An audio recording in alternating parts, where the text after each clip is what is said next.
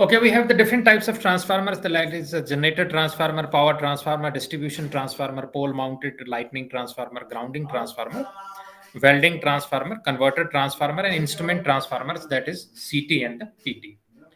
Now, if you see this actually flowchart gives us the different types of transformers that we have discussed. That is, we have the distribution transformer, power transformer, single phase or three phase transformer, step up and step down transformer, instrument transformer, current transformer, and the potential transformer. Now, if you see, this is an example of the this transmission and the distribution transformer that is actually used for the various you can say various applications. And this is one more example. You can see that how big this transformer is. It is a very important part of this electric industry. Now, similarly, if you take the case of the key components of the transformer, then key components of the transformer, it consists of like you have the conservator tank, you have the windings, then you will have this core is there, then we have the bushings are there, then tap changer position is there, on load tap changer motor control is also there. So this is a representative of a transformer. You cannot have some things are available in some transformer, some not. This is a control cabinet. Now, if you take the case of the transformer failure, it has a very catastrophic effect on, you can say that on whole of the power system. Since if you see the transformer after this generating station, you will have the transformer, which is very important part. And if the transformer fails, then it has a very disastrous consequences. Now, there also shows that how with the heating the transformer fails. Now, the question arises: why do transformer fail? So there are certain issues associated with the transformer. If you see that the electrical windings and the magnetic core of transformer are subject to number of different forces during the operation. Like you will have the expansion and contraction due to the thermal cycling is there, then vibration is there. Vibration is due to the fact that when the current is flowing through the winding, in that very case when you have two current carrying conductor, and then they experience the force as the current increases, and the force between these two wind also increases. Then you have the local heating impact due to the fault current, and excessive heating due to the overloading or inadequate cooling. So these are actually some of the issues because of which the transformer will fail. Now, what are the effects of this failure of the transformer? You can have a very large amount of the cost which is associated with it. That is the cost of repairing the damage, cost of the lost production, then worse effects on the balance of the system. Then you will have the spread of damage to the adjacent equipment and the unavailability of the damaged equipment. So these are actually the, you can say that these are the effects of adverse. These are the adverse effect of the transformer failure, because of the fact that a transformer is a very important device, and that device is very much is the part of the system, and we cannot have the alternative of that particular transformer. Now, other this issues related to the failure of the transformer, like winding, that is insulation deterioration due to moisture, due to the overheating, due to vibration, due to the voltage surges, due to the mechanical stresses. And load tap changers malfunction is there due to the mechanical switching mechanism, high resistance contacts, overheating, and the contamination of the insulating oil. Now, other types of the failures, you can say that bushings are there, then general aging, contamination, cracking, internal moisture is there. Then core issues are associated, like core insulation failure, open ground strap, shorted laminations, and the core overheating. We can discuss everything in detail. Now, as you as you already know, the fact that it consists of transformer actually consists of the shell type and the core type of structure. That it consists of the shell type and it consists of the core type structure. Now, in shell type and the core type, in the core type, the core surrounds the in this this winding surrounds the core, and in shell type the this core surrounds the winding. So I think you must be aware of this different type of construction of the transformer. Now, other miscellaneous issues due to which the transformer fails, these are the CT issues, oil leakage, and then oil contamination and the metal particles moisture. Now, as per the failure statistics of the transformer, this figure actually shows the failure statistics of the transformer. As per the failure statistics of the transformer, if you see, then the winding failures of the transformer, it is actually the maximum percentage of the failure of the transformer is the winding failure of the transformer. That is, from this statistics, you can see that the 37% of the failure in the winding of the transformer. Then one more, the failure is the tap changer failure. So 22% of the failure is the tap changer failure. Then we have the bushing failure and terminal board failure, core failure, and miscellaneous. So it shows that the winding failures are the maximum type of faults that are occurring in the transformer. Now, for any transformer, let us suppose that you want to design any transformer. Let us suppose that you want to design any kind of transformer. So for designing any kind of transformer, you need some kind of specifications. Some kind of specifications are required. And so IEEE actually gives the different type of specifications for that very purpose. So IEEE C37.91, it actually gives us the guide for the protective relay applications for the power transformers. So this is actually a guide which is used for the protective relay application for the power transformer. It actually gives us the codes and different type of standards which are used for designing the protection system for the transformer. So for that, we are using IEEE C37.91 to 2008, and after that some modifications also came. So this is actually the standard IEEE standard which is used for designing any particular transformer. Now, if you take the case of any designing transformer, different IEEE devices also represented here. Like if you see that 24 is the over excitation, 26 is the thermal device, 46 is the negative sequence over current, 49 is the thermal overload, then 50 is the phase over current, then 50G is instantaneous ground over current. So then we have 50 BF is the breaker failure, then 50 G is the ground inverse time over current. So there are different types of devices and represented by standard IEEE notations, that is 24 like that. It is required because whenever we are designing a system for one particular then we need some kind of you can standard for that. We must know these things. So that thing should be taken into consideration. That is given by the IEEE standard, that is IEEE standard 337.91. Now, other type of faults like internal short circuits, phase faults, ground faults, then system short circuits, that is buses and line phase faults, and the ground faults, and some of the abnormal conditions that also we can discuss. Now, it shows the type of that is the transformer that is actually used. It is so big, you can see from here that it is such a big structure. Now, second is this is actually the first one is the generator transformer, and the second one is the distribution transformer, and the third one is the instrument transformer.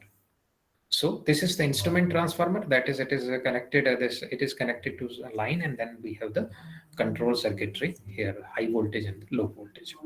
Now, let's take the case of this power transformer. Now, how we can define some, we have to define what is the power transformer, that what is a power transformer all about. So the power transformer, the transformer whose rating is above 200 MVA is known as the power transformer.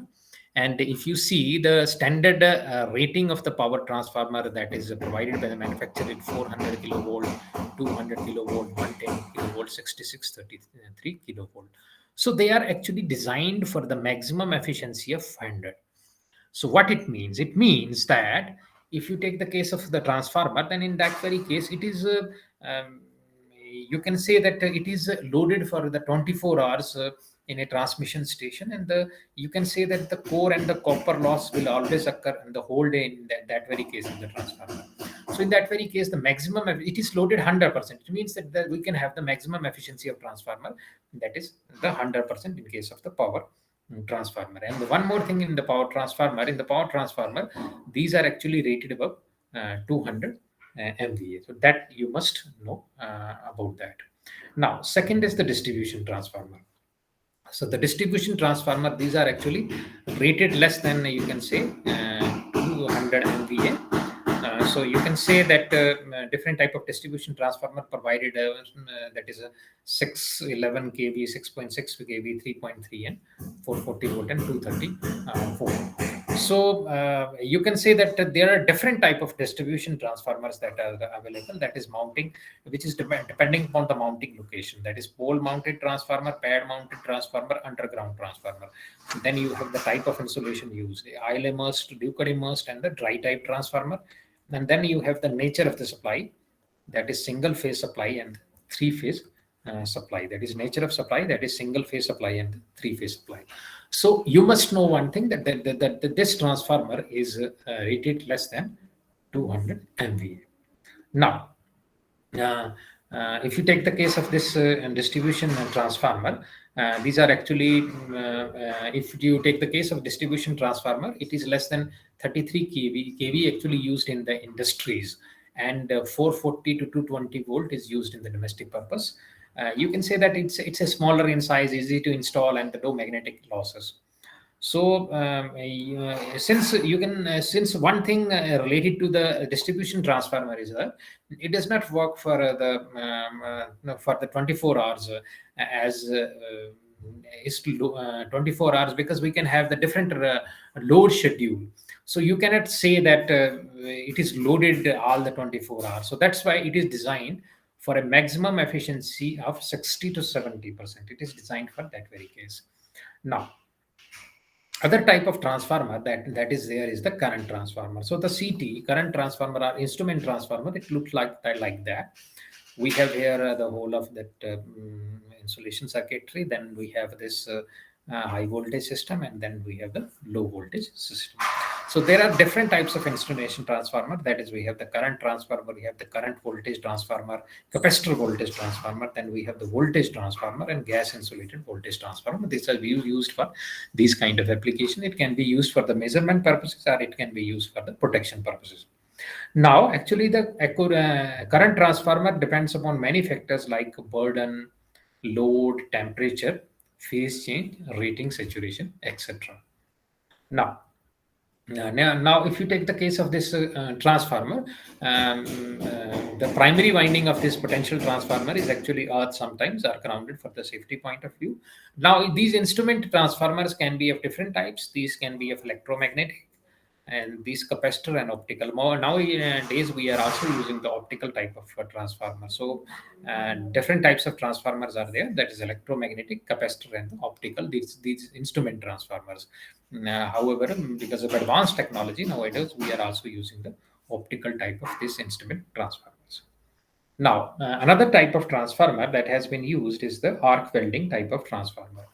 Now, in the arc welding type of transformer, the feature is that the current in that very case will be very high. So that's why it is 50 to 600 ampere AC arc welding type of transformer, and its rating is like that. That is, current rating is 50 to 600 ampere, and then you can have other parameters, that is electrode size that is required, whatever the size is required, and what is the input supply in that very case. So it looks like that. Now, other type of transformer is known as the converter transformer. It is actually HVDC converter transformer. Now, here figure shows the converter transformer. This is actually the converter, which is actually converting the this AC to DC, and for that we actually need the converter type of transformers. So this is actually the converter transformers. Now, if you take the case of the converter transformer, the main standard which is used for designing the converter transformer is IEC 613781. So this is the standard which is used for that very purpose. So this 61378 is used for that. Then 60076 is actually series for power transformer, IEC 6007611 for the dry type transformer. So these are actually the standards, which are different type of standards which are used whenever we are designing some kind of transformer. So this is about the converter transformer, where the converter transformer is actually used. Now, the question arises that how we determine the kVA size of any transformer. For determining the kVA size of any transformer, let us suppose that you have some load. So you know about the current rating of that particular load, you know the voltage rating of that particular load. So you can get the current rating of that particular load, get the voltage rating of that particular load, and then you can do divided by 100. You are getting the value in kilowatt. So this value you are getting in kilowatts. So what is the load? So you are getting this is in kilowatt. Now you have to convert it into kVA. So for converting it into kVA, what we do, you have to what you have to do, you have to divide this kilowatt by some power factor. Let us suppose that is 0.8. Then you are getting the kVA. And when you are getting the kVA, then for after that, after you getting some particular kVA value, you have to go to the manufacturer and you have to ask the manufacturer, you have to ask the manufacturer about that this kVA rating of transformer is required in that very case. So that is how you can determine the kVA size of one particular transformer. That is for a particular load. That is, you know the current rating of that very load, you know the voltage rating of that, divided by 100, then you can get the kilowatt rating. Then after that, you have to calculate the kVA rating. kVA equal to kilowatt divided by this 0.8. So in this way, you can find out the rating of the transformer. Like if you see the different type of manufacturers have different ratings which are available. And if let us suppose that you are getting the value of 6.57 kind of thing, then in that very case kVA, so you can find the nearest rating in that, like 6.57, let us suppose. Then you can find from here, if the rating is available for the transformer, you can find out this 9 kVA. If you cannot take the lower kVA 6 kVA, you can get the 9 kVA. So this is how whenever you want to find the rating of a one particular transformer, you can find out that. Now let's come to this protection system of the transformer. For the overcurrent protection for the small transformer, that is 100 kVA, 11 kilovolt, 440 volt distribution transformer, we can simply use the fuse. Simply the fuse can be used because it's a small transformer. So we can use the fuse for that very purpose. There is no need to go very advanced in that very case. So for this protection system, we are using the fuse, that is 100 kVA, 11 kilovolt, 440 volt distribution transformer. That is, it's a small transformer. And the distribution transformer near your homes, they are only using the fuses as the protection system for that very purpose. Now, as we go up, the cost considerations are increased, and as a result, what we have to do, we have to provide the more elaborative protection in that very case. More elaborative protection is required. Like if you see that a 250 MVA 15 kilovolt 400 kilovolt generator transformer, it is actually it is a large transformer, large money is involved in that, large power generation is there, and transformation is there. So that thing is very important. So in that very case, we have to use the different type of protection system. Like you can use the percentage differential protection, the protection against the incipient faults, the protection against the overfluxing. This is backup with the overcurrent protection. And since the terminals of a transformer are physically close together, so you can say that it's the ideal candidate for the application of principle of the differential protection. Now,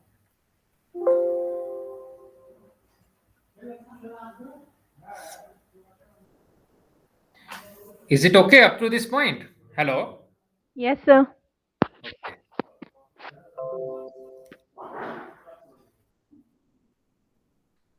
Now, let us discuss the phasor diagram of a three-phase transformer. Like we have the three-phase transformer here, that is star and the delta type of transformer.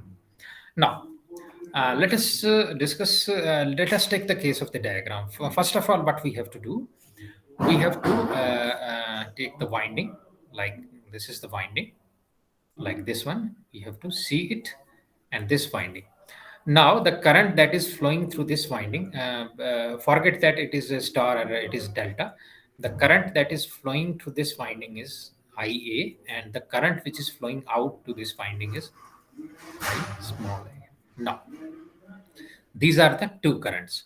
And if you want to, if we want to find out the phasor diagram between these two, then definitely what we do, we have this.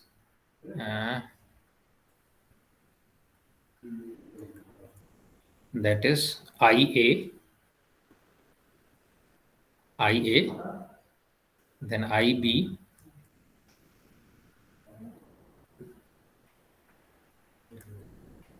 IB,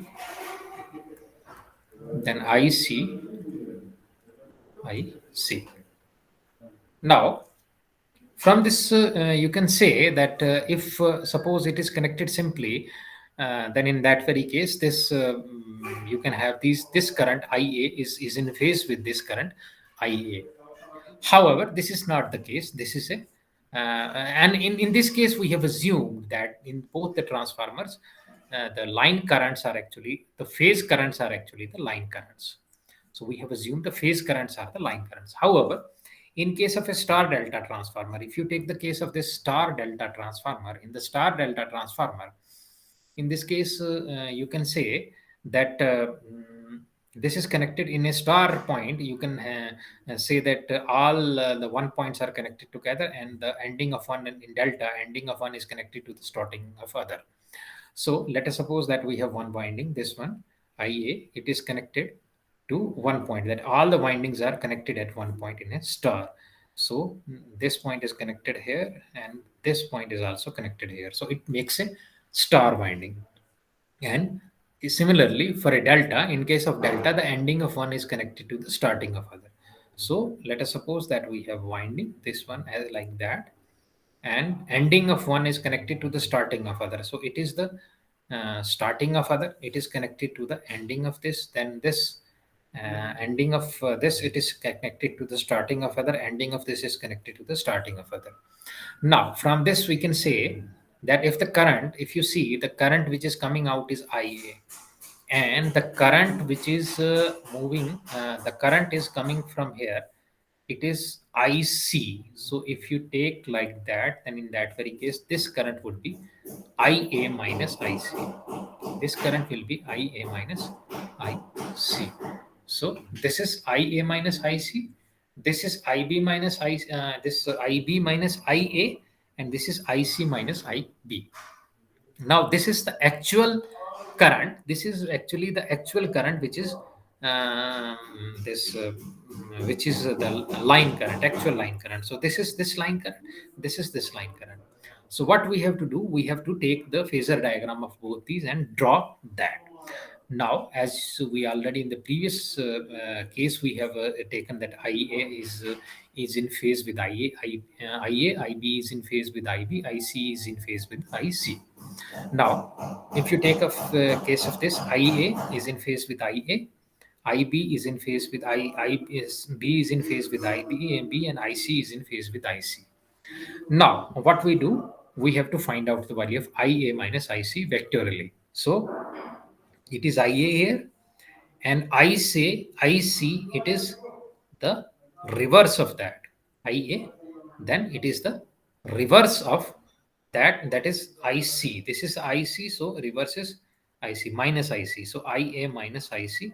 So finally, we are getting IA minus IC, that is secondary line current. Now, from this, what we conclude? We conclude that in that very case, the current, in that very case, the line, this, there is a phase difference of 30-degree between the line current on the two sides of the star delta transformer. That is, we have a phase shift of 30-degree between the line currents of two sides of transformer. That is this one and this one. So actually the problem arises because of that, because of the phase difference between the two, the problem arises. Now from this the solution, if we want to use any transformer, let us suppose that we use the CT and PT. In that very case, let us suppose that we are using the CT, and for that, for the this star side, and for delta side, we are using this kind of a transformer. Let us suppose that for a star kind, we are using star and star kind of transformer. So what happens, the this phase shift would be there in the transformer, and as a result, our protection system, if we are using the differential protection, it will definitely malooperate. So that is not desired. So for that, what we have to do, we have to take into consideration some factor, and we have to devise something so that the phase shift between this 30 degree between the line current on the two sides of the transformer, it can be taken care of. So only the one way of that if let us suppose that we have the star type of transformer, then in that very case the CT that we are using for that very purpose is delta. And if we have delta type of transformer, then in that very case the CT that are using is star. And as a result, what happens, the phase difference between these two is actually neutralized because of that. So whenever we are using the protection system, in case of star side we are using the delta, and in case of delta side we are using the star. And that's why we have to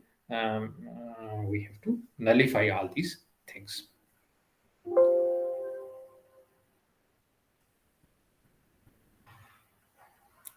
Is it okay? Are you able to get it? Yes, sir. Okay, can you continue, or we can continue in the next lecture tomorrow? Sir, as you say. Okay, because other students will also join, so we Okay, can sir. continue in the next lecture. Okay. Okay, We sir. Okay, have then.